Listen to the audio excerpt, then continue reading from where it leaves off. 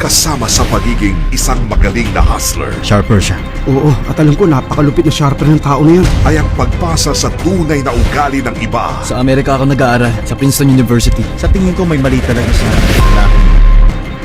Sa tingin ko, hindi siya nag-aaral.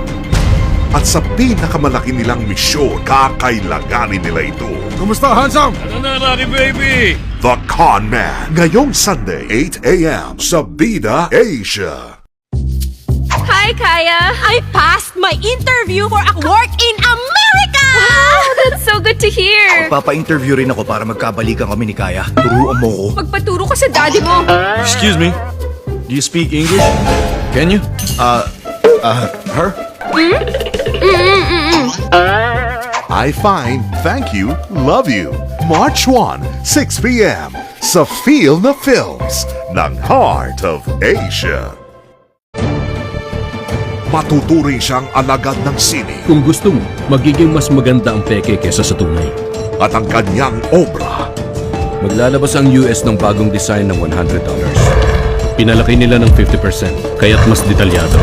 Gusto kong gayahin mo tong pera. pero hanggang saan sila dadalhin ang kanilang pambihirang galing.